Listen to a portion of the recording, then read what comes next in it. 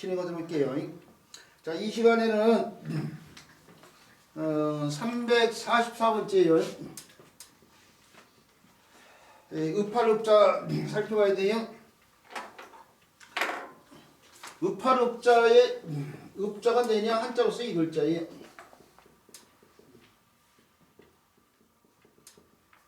내냐 그 읍자들이 의부를 한다는 얘기인데 그 우리 책에 보면은 그 설문에서요 읍을 어떻게 하는지 설명을 했어요. 두 번째 줄에 보면 손을 가슴에 붙이는 것이 그것을 읍이다 이렇게 설명해서 말했다고 해놨어요. 손을 가슴에 붙이는 것을 읍이다 그리고 그 옆에 본 공자상이 있는데 공자가 이렇게 손을 이렇게 모으고 이렇게 가슴 이거 어떻게 해야 되나 이렇게요. 아니 이렇게 포개 이렇게 하는 것 같아 이렇게. 이렇게 하는구나 이렇게.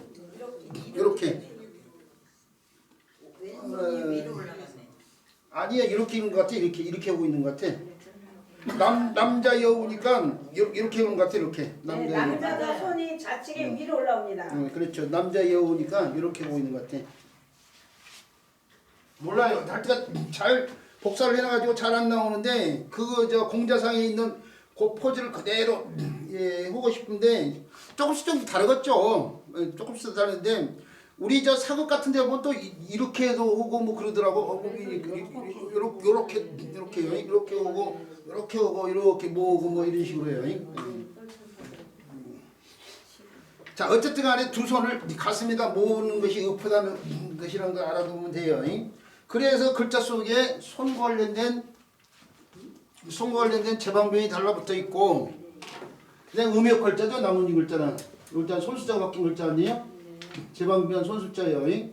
자, 요 글자가 음역 하는데 요 글자는 기자하고 입구자하고 기자가 합쳐져 있잖아요. 입구자하고 기자 다 아는 글자들이죠. 입을 귀에다 대고 소금거린다는 뜻의 글자예요. 그래서 소금거린다는 뜻의 글자인데 음은 소금거릴 집이라는 글자예요. 거릴 집. 그래서 원래 이 글자가 집으로 쓰이기 때문에 수레글자하고 이렇게 합치면 모을 집자가 되는 거예요. 이렇게 모을 집자. 그렇죠.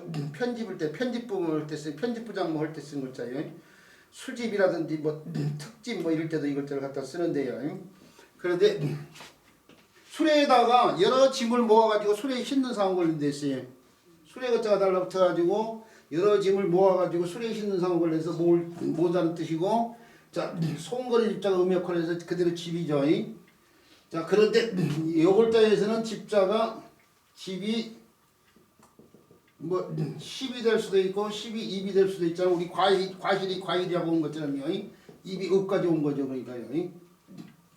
그래서 집이 읍이 되면서 손을 두 손을 모으고 읍을 한다고 해서 예의 일종이죠. 읍할읍자예요. 자, 근데 어려울 건 없고 이 읍할읍자나 모을 집자를 통해서요. 음역하는 걸때 소금 거릴 집자예요. 입을 귀에다 대고 소금거린다는 뜻이에요. 지분자가 약속된 놈으로 기억을 하시고요. 기억해 주시기 바라고. 그 다음에 비워야 될 글자. 요 글자는 신출한 자이긴 논어를 배우기 위한 신출한 자이기도 하지만요. 교육용 한자는 아니란 말이에요. 반면에 대승자는 교육용 한자와 관련되어 있으니까요. 더 신경을 써서 아무래도 1800자의 관련이 있기 때문에요. 알아둬야 되는데 이 대라는 것이 용량과 관련이 되어 있지만요. 이게 대에서 난 말이 대다인데 뭐 양을 갖다가 대지르는 상황과 관련되어 있어요. 대다. 곡물을 대다. 그 대다라는 말에서 대로 대다 할 때 대는 용량이고 이건 행이죠. 대를 대는 거예요. 근데 한 대 두 대 할 때요. 한 대 두 대 할 때 쓰는 용량이 뜻으로 쓰고 있는데 그게 용량을 갖다가 대는 이 상황에서 나온 글자인데 그러면 용량을 대는 물건을 나타낼 수밖에 없어요. 옛날 사람들이 이 술이나 장, 기름 또는 곡물 이런 걸 대기 위해서 사용된 용기, 고기. 용기가 있는데 오늘날 술을 풀 때 흔히 뭘 써요? 자루가 달린 거 술을 풀 때 국자요. 국자를 쓰죠. 그 국자의 옛날 말이 그렇죠, 국이요, 국이. 근데 한자가 오랜 옛날부터 쓰여왔잖아요. 그 오랜 옛날 그 명칭을 그대로 달고 있는 것뿐이에요. 그걸 오늘날로 바꾸면 국자가 돼야 되는 건데 옛날부터 계속 그 글자를 써놓고 거기다가 국이라는 말을 쓰니까 오늘날도 국이 하고 있는 거예요. 국이를 직접 이건 대란 뜻으로 쓰이는데 국이를 직접 뜻하고 있는 한자가 뭐예요? 그렇죠. 국이잡자예요. 국이잡자. 국이잡자. 이걸 이렇게 점을 찍어도 되지만 사실은 본자를 쓰면 이게 작은 선으로 이렇게 표현해야 돼. 점이 아니고 사실은. 오늘날 이런 거 구분하지 않고 쓰고 있는데 강의자전에는 짧은 선으로 이렇게 표현이 됐지 점으로 표현됐잖아요. 아 예. 이게 국이잡자거든요. 이게 국이잡자인데 이 글자의 고물자는 바로 이렇게 이런 식으로 표현됐어요. 이런 식으로. 이게 자루 부분이고 액체물이라든지 곡물 같은 걸 담는 원본 부분이고 거기에 뭔가 이렇게 담겨져 있는 거예요. 지금. 액체물이나 뭔가 그걸 정리시켜 놓은 글자가 바로 이 글자. 근데 그 액체물인데 옛날 사람들이 이 국이를 주로 어디서 곡물보다는 액체물인 술, 장, 기름 같은 걸 쓰는 데 썼어요. 그래 그 가운데 특히 옛날 사람들이 굉장히 기억에 여긴 음식이 뭐냐면은 술이에요. 술. 왜 술이겠어요? 먹는 것이 제사하고도 물론 관련이 있겠지만 먹는 것이 부족한 시대에 그 먹는 것으로 만든 것이 술이란 말이에요.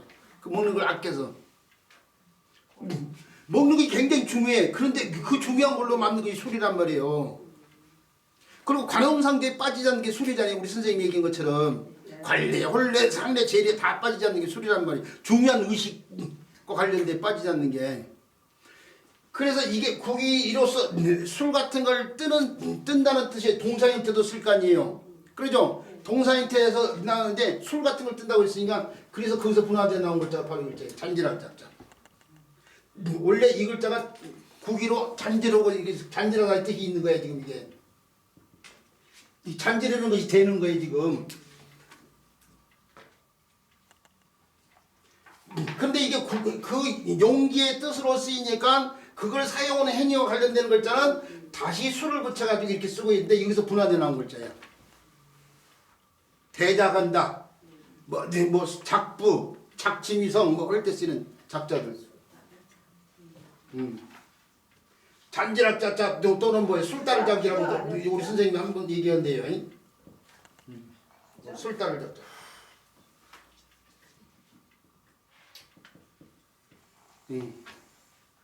짐작하다 할 때 쓰는 작자야. 작정하다 할 때 쓰는 글자야. 짐자도 뭐예요? 술다를 짐자야. 술다를 짐자. 심하시.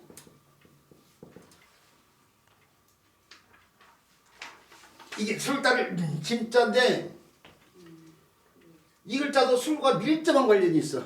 술다를 짐자도. 이게 요 술다를 짐자도 아주 이게 심할 심자도 술 따른 상황이 술을 너무 마셔서 나온 글자 이게 사실은 말두자도 있죠.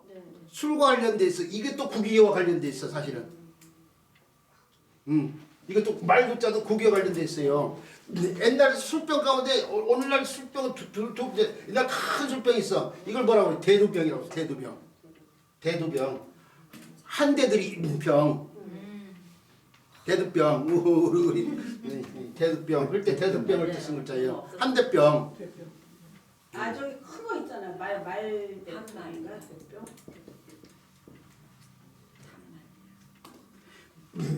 말수를 이게 이 글자가 달라붙어 쓰인 말 가운데 두주불사. 말수도 사용하지 않는다. 말수는 지고는 못 가도 먹고는 간다. 뭐 이럴 때 쓰이는 그 말이잖아요. 이게 지금 이거 그 말들 다 술 관련돼 있잖아.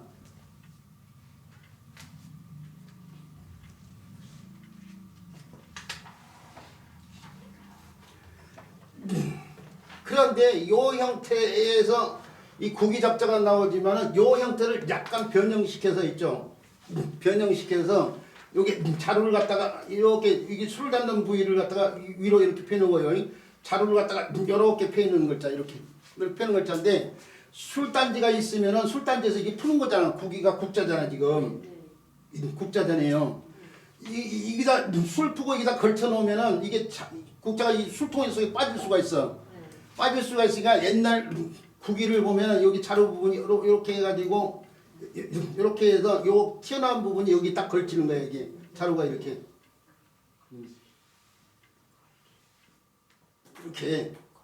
여기 여기 튀어나온 요 부위가 여기 딱 걸치는 거야. 이게 이 국자가 이렇게 들어가겠죠.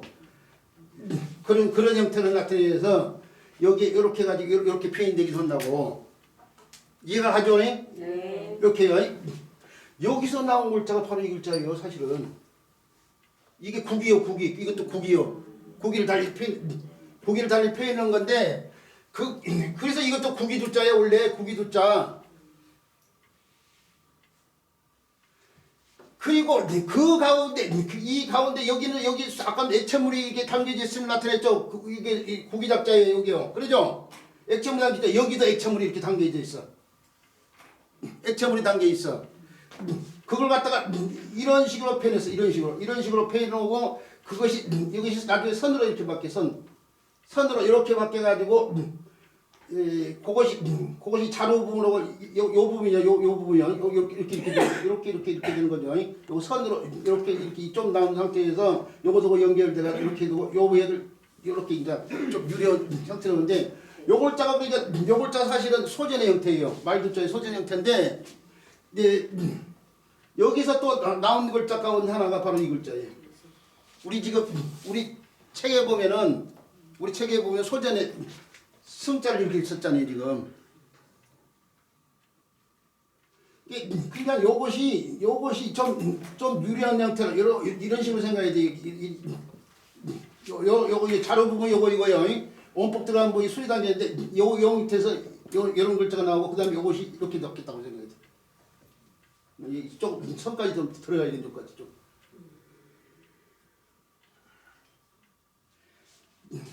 결국 요 글자하고 요 글자 전부 다 국이에요. 국이잡자, 국이성자, 국이도자에 전부 다. 전부 다 사실 국이를 좀 달리 표현하는 것뿐이야. 앞 시간에 제가 문자 공부를 30년 동안 하면서 이제 30년 동안에 얻은 결론이에요. 고문자를 연구하면서 문자가 문화를 갖고 있는데 한자를 제대로 이해하려면 그 당시 문화를 알아야 되는데 옛날에 도량연구 관련돼 가지고 그 당시 문화로서 옛날 사람들이 사용했던 국자 그걸 국이라고 했는데요. 술이나 장이나 기름 또는 이 곡물 같은 것도 풀 때 사용된 그런 용기하고 다 관련이 있어요. 이게. 근데 약간씩 변형시키는 거야. 이런 걸로 재는데요. 이 곡물 같은 거 양을 재는데 용량을 재는데 자 그 용량을 그래서 옛날엔 작 크고 작을 10번 하면은 그게 뭐가 돼요? 그렇죠. 호비 홉. 합이 아니고 호비요. 홉. 합할합자가 이때는 호비요. 홉. 한홉도 10짝 10짝이 1홉이 되는 거. 1홉. 이게 호비요. 홉. 예. 우리 이제 선생님이 또 제대로 얘기했는데 또 합할합이라고 하는 사람들 생길 줄 알았더니 그리고 그게 10홉이 결국 뭐예요? 안 돼. 승이 되고 10승이 결국 한 말이 돼요.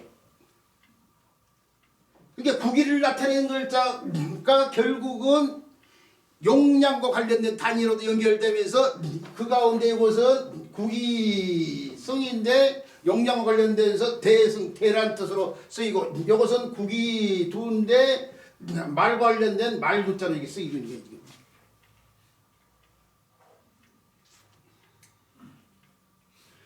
근데 이 전부 다 국이 이게 말두자가 부숫자 아니에요. 이게 국이라는 그런 용기를 갖다가 피우는 글자 이게요. 근데 그 국이로 쟤는 양과 관련되면서 오늘날 말도 하고 있는 거예요. 그리고 그 국이로 주로 푼 것이 아까 문서인 것처럼 술이에요, 술. 그래서 두저불삼을 할 때 쓰이는 두자가 이 글자다 이거예요. 그러니까 어디 가서 교육을 할 때에 이게 대승자를 설명하면 국이잡자나 말두자 같이 설명해 줘야 돼. 국이도 저 말두자 설명을 하면 같이 설명해 줘야 돼. 다 세 개가 한꺼번에 설명해 줘야 될 글자고. 자, 제가 말하려고 했는데 우리 선생님 질문을 하려고 했거든요. 뭐예요? 그러면요 네. 이 십작이 일곱이라 그랬잖아요. 네. 그럼 이 십작의 그 용량이 어느 정도 되는 거예요? 국자? 그게 열 국자 정도? 알아서 숟가락 정도? 아니 옛날 사람들이 기장 알술을 가지고 기장 메달인지 그런 걸 가지고 정육이도 오고 그랬어. 공물 알갱이. 이거 액체를 하여튼. 그죠? 액체 아까부터 곡물도 관련된다고 했잖아요.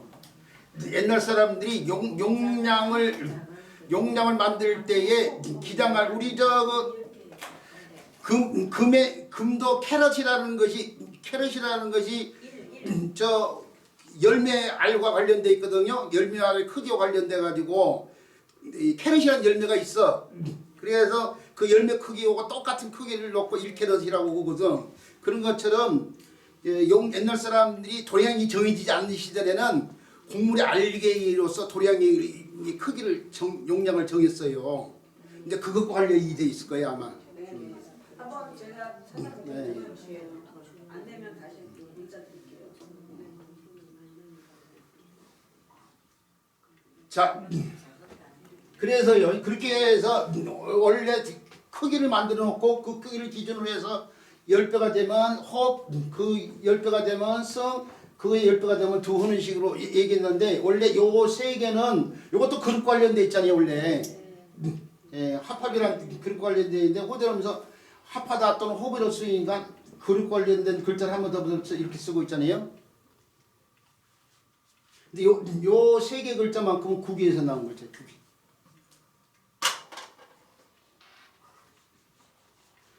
자, 그 국이 형태가 변화되면서 오늘날에 이게 국이성자가 국이로 재는 용량 관련된 대성자가 되고 요 글자는 이제 다른 글자 구성에 도움을 주면서 음역하는 글자서 낮을 자요 해가지고 이렇게 써야 되는데 반개자태 용체를 해서 가로할자처럼 올라 이렇게 흔히 갖다 쓰고 있죠 이렇게요. 근데 가로할자가 이제 낮을 자죠. 승은 승인데 해가 떠오른다고 해서 오르승자고요. 상승하다. 뭐 승강기 뭐 할 때 쓰는 승자고요. 그 다음에 언덕을 오른다고 해서 이렇게 써도 이렇게 쓰는 글자도 오른다고 뜻의 글자예요. 어디 있어? 오르승자 이것도 오르승자인데 후대로 오면서 언덕이 흙으로 이루어지니까 흙도자를 한번 더 붙여 여기다가. 아까는 승경도의 승자가 바로 있죠. 승경도 놀이. 주사위 던져가지고 오르네 내리네 할 때 쓰는 승자. 종경도놀이, 승경도놀이. 승경도가 그냥 한자로 쓰면은 아까 벼슬경자라고 했잖아요. 그 그림도자. 이 벼슬이 오른 이제 주로 이제 놀이가 오르기 위한 놀이니까 간과다 이제 사역을 받아 떨어지기도 하지만.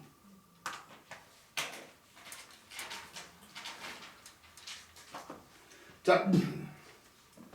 요 오를 승자 요것은 해가 떠오르는 상황이고요. 어떤 물체 같은 게 떠오르고 사람이 걸어오르는 상황이죠. 거기다 다 오를승이라고 하지만은 거기에서 음역하는 글자가 바로 대승자라는 걸 알고 있습니다. 그 대승자는 원래는 국이승자예요. 자 이해가 되죠? 네. 안 돼도 어쩔 수 없다니까요.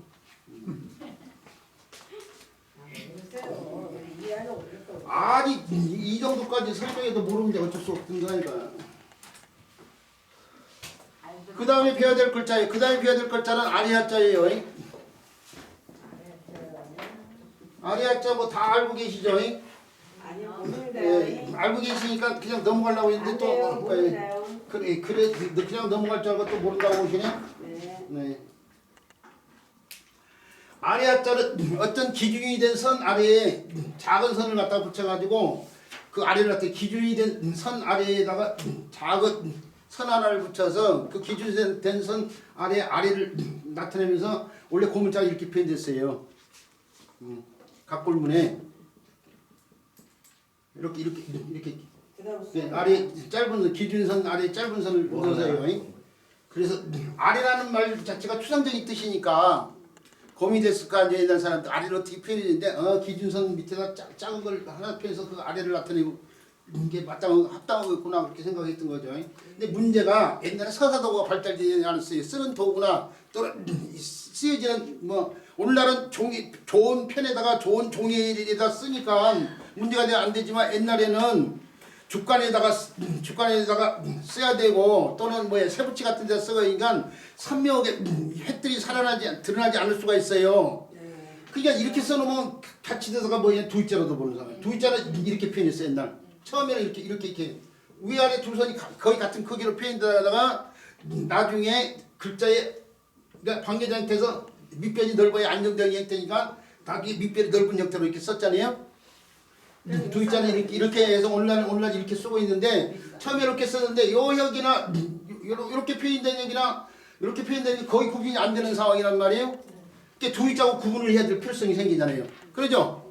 그러니까 반대로 윗상자는 기준선 위에다가 선 하나를 이렇게 표현해놓고 이것도 두이자하고 또 구분하는데 어려움이 생기잖아요. 그러죠?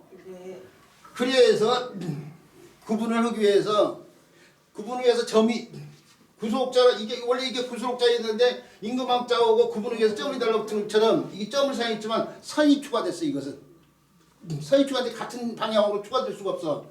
같은 방향으로 주면 석삼자로 또 보일 수 있습니다. 그러잖아요. 석자 같은 방향으로 그러니까 반대 서로 상대되는 방향으로 해가 하나 추가했는데 그래서 나온 글자가 윗삼자고 그래서 나온 글자 아래 하자예요. 구분을 지기 위해서 두이자나 석삼자하고 구분을 지키기 위해서 핵을 추가하면서 오늘날의 윗상자나 아래 하자가 나왔단 말이에요.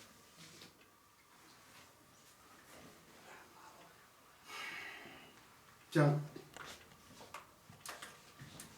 근데 아래 하자는 다른 글자 구성에 도움을 써요. 오늘날 익히 쓰이는 글자가 없기 때문에 그냥 카드카죠 관잡자 그건 상하가 합쳐진 글자예요. 근데 이런 글자는 우리나라에서 안 쓰는 글자니까 그냥 넘어가고요. 학습부담이 너무 줄 것까지 없어요. 우리가 꼭 우리나라 사람으로서 꼭 알아야 될 글자만 하면 되니까. 자, 그 다음 글자로 넘어갈게요. 그 다음에 위해야 될 글자는 마시름자예요. 마시름자가 설명이 조금 길어져야 될 글자인데요. 오늘 수업의 마지막 글자가 되지 않을까 싶네요.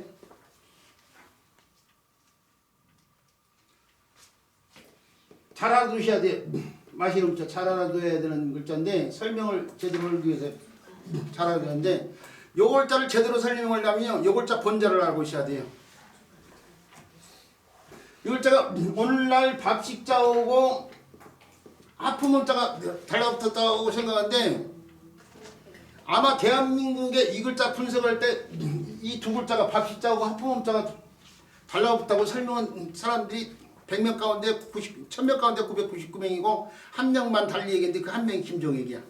조용히 나와야 돼 아니면 그렇게 안 하면. 뭐라고 했어요? 지금 못 알아듣었어요. 앞서가는 거죠. 네, 그렇죠. 다 얘라고 할 때 아니오라고 하는 사람이 딱 김종익이다. 이게 그 글자가 아니고 그것이 형태로 되는 거예요. 이것이 이제 유일하게 한 사람, 천사람 가운데 한 사람. 저는 이걸 밥식자를 안 봐요. 이것도 그동안 오랫동안 연구한 결과에 의한 거예요. 그래서 우리 지금 책에 설명에도 보면은 맨 밑에 보면은 그것의 형태로 바뀌어서 오늘날에 마시름자가 써 있다고 할 때 그것의 형태라고 설명했잖아요. 그러죠? 네. 이건 부숫자 맞죠? 하품음자죠? 네. 입을 크게 벌린 동작 걸린다. 자, 그런데 이 글자를 제대로 설명하기 위해서는 본자를 알아야 된다니까. 이 글자의 본자가 뭐냐면 바로 이 글자예요, 사실은.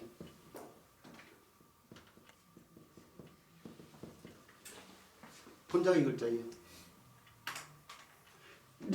자, 본자가 이 글자인데 이 글자의 갖고 없는 형태가 우리 책에 보면은 아주 잘 나와 있는데 사람을 이렇게 사람 이게 사람인데요. 이게 이렇게 이게 사람인자 여기서 나온 거 사람인자잖아요. 거기서 사람에서 요거 입을 크게 강조를 했어 입을. 사람에서 입을 갖다 하풍문자도 입을 이렇게 강조해가지고 이렇게 펴냈는데 이게 입이에요 입. 근데 입인데 이렇게 가지고 이걸 연결시켜 가지고요 고문자를 보면은 이렇게 펴냈어 이렇게. 허설자.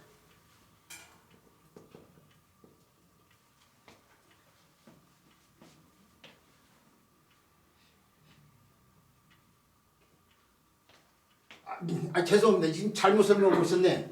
요 사람의 형태, 요 형태에서 요렇게 연결시켜가지고 이것이 입이에요. 요거요. 네. 요것이 입이에요. 네. 그리고 요게 갈려진 부분인데 우리 선생님이 얘기해서 혀설자인데 요걸 반대로 돌리면 이렇게 되잖아요. 이렇게요. 요 형태만 반대로 돌리면 요 부분만 반대로 요 부분만 반대로 돌리면 이렇게 이 형태가 되잖아요. 이렇게 요 형태가 되잖아요. 그죠? 요 형태가 되죠? 여기서 정형화된 글자가 바로 이 글자예요. 혀설자. 네. 그동안에 사람이 입에서 나온 글자 입글자인데 이거 입인데 입과 관련해서 이루어진 글자 가운데 입으로 말을 하잖아요. 입으로 음식동물자 말을 하잖아요. 말을 나타내는 글자가 말씀원자의 고문자가 어떻게 돼요? 입하고 혀를 이렇게 표현했다고 했어요. 혀. 고문자 각골문에. 혀가 있어야지 발음을 분명히 한다니까요. 혀가 짧아도 발음을 정확히 못해요. 실장님 어때요? 실장님 한다고요. 마취 환자 덜 풀린 사람들 말 어느는 게 하잖아요. 앵무새나 구간조가 사람 말 잘 따라하는 이유가 혀가 발달되어 있기 때문에 그런다고 했어요. 혀의 움직. 그런데 입과 혀를 표현했어요. 자, 근데 혀라는 말 자체가 아까 대를 대다 하는 것처럼 대로 대다 뭐 이런 것처럼 혀다 했는데 혀다와 혀가 관련인데 그 혀다와 관련돼 있어. 근데 혀다가 오늘날은 켜다로 바뀌었어요. 켜다. 그렇죠. 톱으로 나무를 켜다, 바이올린 혀를 켜다. 그 뭐예요? 켜다가 뭐냐면 이리저리 움직이다는 뜻이야. 움직인다는 뜻. 움직이다는 뜻인데 이 혀의 움직임을 통해서 혀가 안 움직이고 있으면 발음이 어눌해진단 말이에요. 그 말이라는 게 혀의 움직임이 원활해야지 발음이 정확해진단 말이에요. 그 혀의 움직임을 나타내기 위해서 글자 속에다 움직임을 표현해 줘야 되는데 움직임을 나타내는 방법이 문자에서 나타내는 방법이 뭐예요? 점이나 선밖에 없어요. 그래서 혀를 움직인다는 뜻을 나타내기 위해서 입과 혀를 사이에다가 이렇게 선을 추가했어요. 선을 추가했어요. 그래서 말씀 원자의 고문자는 이렇게 쓰다가 나중에 이렇게 바뀌어요. 그러다가 어떻게 돼요? 입에서 나오는 소리를 갖다 나타내고 싶었는지 쓸데없는 허역이 하나 더 추가돼가지고 소전에서 이렇게 표현돼요. 다시 예서에 와서 정형화돼가지고 그것이 오늘날 말씀문자가 이렇게 된단 말이에요. 그런데 혀설자는 어떻게 돼요? 혀설자는 입에서 획이 생략이 돼. 이건 가역이 됐지만 이건 생략이 돼. 여기서 획이 하나 추가됐잖아요. 여기서는 획이 하나 빠져. 그러면 이거예요. 그것이 이거잖아요. 지금 이거.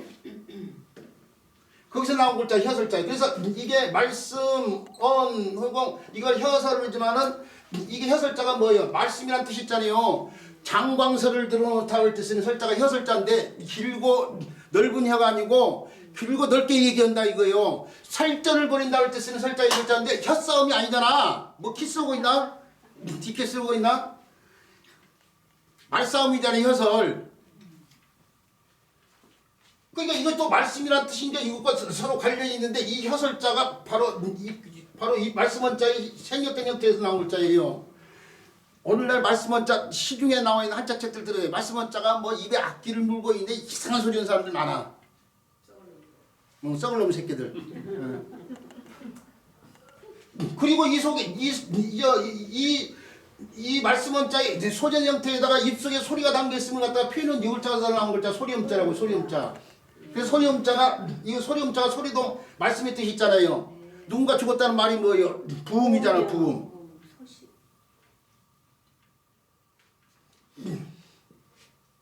그래서 말씀원자, 소리음자, 혀설자가 서로 유기적인 관계를 맺고 있는 글자의 세 개가. 그런데 예, 그 혀설자의 고문자가 거꾸로 보이는 영자가 여기 있어. 그러니까 이게 혀를 펴는 거야. 입속에 혀를 갖다 펴는 거예요. 혀를 내서 여기 뭐예요? 술병이잖아, 술병. 네. 혀를 내서 술병채 병나발 같은 거 부른다고 생각하면 해야겠네. 술병채 지금 사람이 마시고 있는 걸 갖다 피우는 글자라고요. 마시는 자 이해가 되죠? 네. 사람이 입을 내밀어서 술을 갖다가 단지채 이렇게 마시고 있는 걸 피우는 글자가 마시는 자예요.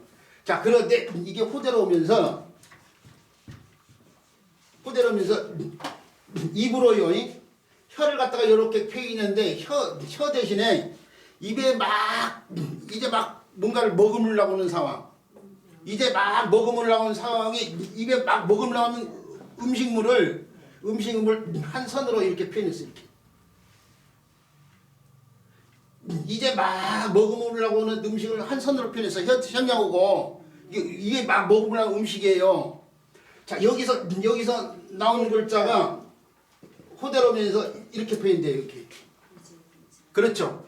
이게 이제 막 먹으려고 하기 때문에 이제라는 뜻이고, 먹으면다는 뜻의 글자는 이게 또 먹음다는 뜻의 글자예요. 이제 막 먹음다고 해서 먹음다는 뜻인데, 이거 이제라는 뜻하고 먹음다의 뜻은 글자는 자기 뜻을 이제한테 주고 동일한 자소를 하나 더 붙여. 입이다 갑자기 이거 거꾸로 된 입이잖아요. 네. 아래다가 입을 하나 더 붙여. 그래서 먹음을 함자가 쉽게 만들어지. 풀 사이로 해가 저무는데 해가 저물어서 없어지는데 없다는 여기서 정의된 글자가 없다는 뜻으로만 쓰니까 저물다는 뜻의 글자는 해를 밑에다 하나 더 붙여가지고 저물 문자 새롭게 만들어지는 것처럼 동일한 자를 하나 더 붙여가지고 그러니까 여기서 분화 나온 글자에 이재금자하고 먹은 한자는 아주 밀접하게 관련이 있는 글자예요. 아까 고기 잡자하고 단지랄 잡자가 서로 밀접한 관련이 있는 것처럼. 네.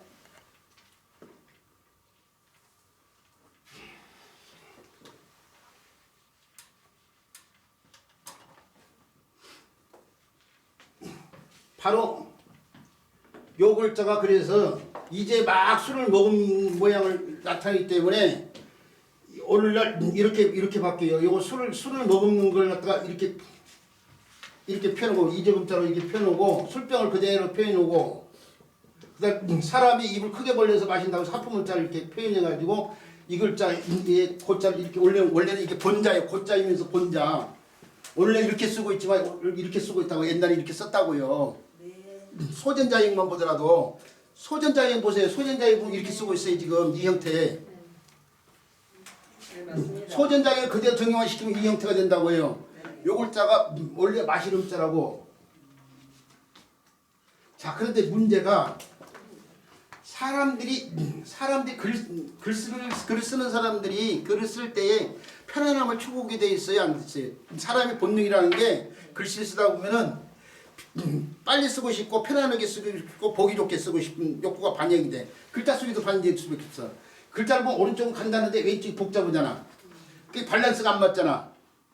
그리고 획도 많으니까 쓰기도 불편하고 밸런스가 안 맞는데 그러니까 사람들이 변화를 줄 수밖에 없는데 이게 예서체에 가서 어떻게 바뀌냐면은 이렇게 바뀌어요. 이렇게.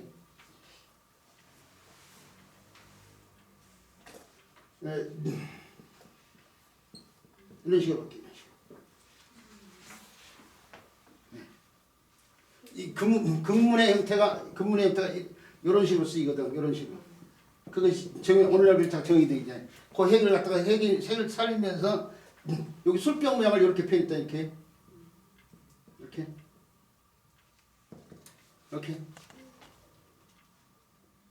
요 부위만 이렇게 표현이 되는데 이렇게 표현하고 나서 보니까 우리가 알고 있는 이게 밥시자로 봤을 때요. 이게 그것의 형태라고 했지만 밥시자로 봤을 때에 밥시자가 본자가 이거잖아요 지금. 이거죠. 네네네. 요걸자는 옛날에 어떻게 돼요? 밥에 그 뚜껑이 있고 그릇이 이렇게 있는데 그릇에 고봉으로 음식이 담겨 있는 형태인데 그릇에 뚜껑을 이렇게 펴오고 고봉이 담긴 부분 이렇게 펴내고 밥에 그릇의 아랫부분을 이렇게 펴냈잖아요 이게.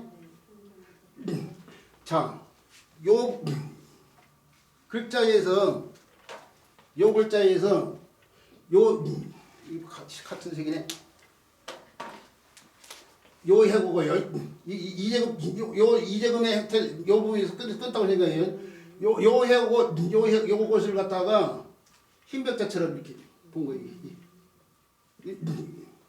글자 속에 이렇게 본 게 요것이 흰벽자처럼 이렇게 보이고 요것이 나눠진 거예요. 이렇게.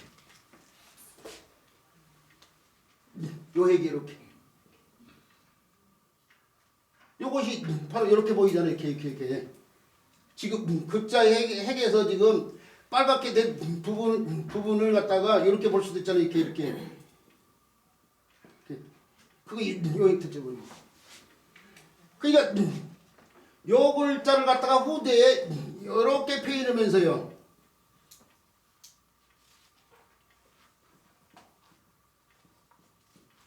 이렇게 표현하면서 요 형태가 요 형태로 보였다는 게 요 형태. 요 형태. 요 해고 요것이 흰벽자처럼 요 부위가 지금 흰벽자처럼 보이고 요것이 바로 요 형태. 요 형태. 그 위에 것은 그대로 두는 상태고.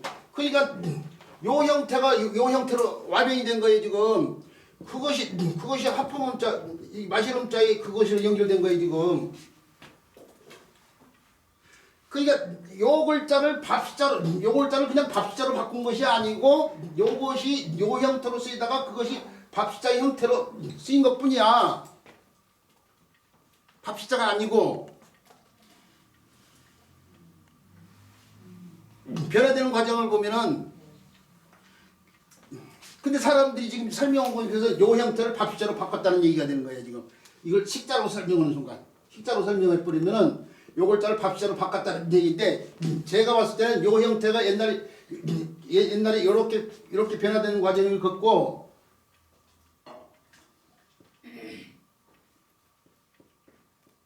변화되는 과정에서 요것이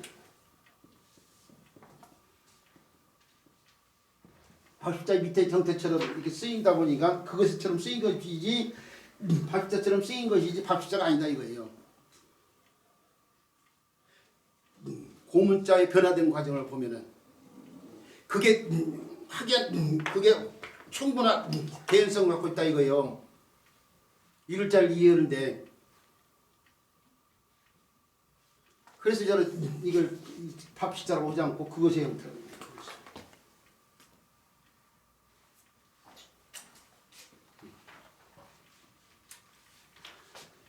자, 그런데 결국 그러니까 결국 요것의 형태는 그것의 형태고 그것의 형태는 이 글자가 바뀐 글자예요. 이 글자가 이것도 마실음자예요. 이것도 마실음자지만 이렇게 하품문자를 빼고 나온 이 글자도 마실음자예요. 요 글자에 그러니까 고문자를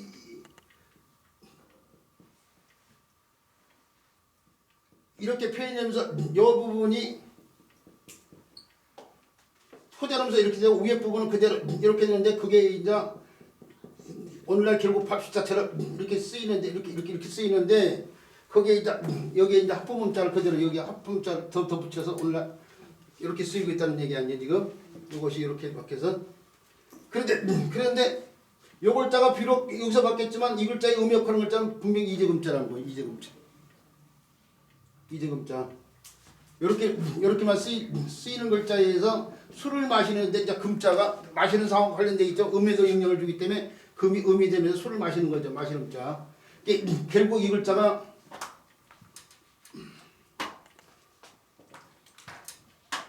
요 글자가도 같은 글자고 요 글자를 분석해 보면 이재금자하고 술병과 관련된 타글자가 되는데 이재금자가 지금 금이 음이 되기도 하는 거예요 지금. 그 이제금자가 그런데 분화돼 나온 글자가 아까면서 이제 막 마시려고 하기 때문에 먹음을 함자고도 관련됐다고 했잖아요. 금, 흠, 함이 되는 거예요 지금. 먹음을 함자. 그 먹음을 함자가 다시 어떻게 돼요? 먹음을 함자가 다시 머리 할자가 되면 턱 함자가 돼요. 턱 함자. 함은 함인데 머리에 있는 턱 관련 턱 함자예요. 절구시는 사행으로 이제 기승전결. 근데 율시는 팔행으로 이제 팔행. 예. 그 이제 한 줄에다가 한 구에 5개가 되면 오원율시가 되고 7줄이 되면 7원율시가 되고 뭐 이런 식인데 그리고 두 구씩 나와서 두련, 함년, 경년, 미련 이렇게 구분이 돼. 두함경미. 그때 함년에 함자가 바로 있지. 한시 공부하신 분들은 알고 있어야 돼. 시간을 좀 땡겨 주십시오. 다음. 자 그런데 이제금자가 음역화라는 글자예요. 그렇게 시간 가지고 보고 지금 보시는데요. 이제금자가 음역화라는 글자가 검은거 음자가 있고 이게 현악기 줄 관련돼서요. 검은거 음자가 있고 옷기금자가 있어요. 옷기금자. 오두자가 이렇게 죄송합니다. 이불금자예요. 그러면 옷기금자는 오두변에다 이렇게 써야 돼. 옷기금자예요. 이불금자에 비단금침을 때 쓰는 원앙금침을 때 이불금자가 있고요. 그 다음에 이 짐승금자가 있어요. 짐승금자가 있고 이 짐승을 사로잡는다는 뜻의 글자인데 그 짐승의 뜻을만 쓰고 사로잡을 금자는 다시 손 한번 이렇게 달고 쳐서 사로잡을 금자가 이렇게 칠종침금 같은 데 쓰이는 글자예요. 이런 글자가 있고 그 다음에 금이 아니라 음으로 쓰이는데 언덕은 얻는데 습한 기운이 일어나는 구름의 기운이 나는 그런 음자가 있고 초목에 의해서 지는 그늘 관련된 음소대도 뭐 할 때 쓰는 그런 음자가 있어요. 네. 그 다음에 을푼음자가 있어요. 음풍영혼을 때 쓰는 신음을 때도 이 글자 있어요. 을푼음자가 입으로 읊은다고 해서요. 그 다음에 음이 좀 바뀌어서 염이 있어요. 생강염자가 있고 손이 달라붙으면 염은 염인데 손으로 비튼다고 해서 염출하다. 뭐 할 때 쓰는 염자 뭐 할 때 쓰는 염자가 바로 이 글자고요. 그 다음에 조개패자가 달라붙으면은 재물을 이게 탐까지 왔어요. 재물을 탐한다고 탐할 탐자가 있고 그 다음에 창모자가 달라붙으면은 창자로 근자인데 자랑한다는 뜻으로 쓰일 때는 금으로도 쓰여요. 자랑한다. 창자로 근인데 자랑한다는 뜻 금인데 자 요거 이제금자가 다 음역하는 글자인데 지금 바쁘신 선생님 뒷일이 있어가지고 바쁘신 선생님도 계시고 그래서요 요거 다음 시간에 다시 자원 설명을 좀 추가하면서요 수업을 시작하도록 할게요. 자 오늘 수업은 여기까지 하도록 하겠습니다. 자 오늘 수업 들어줘서 고맙습니다. 고맙습니다.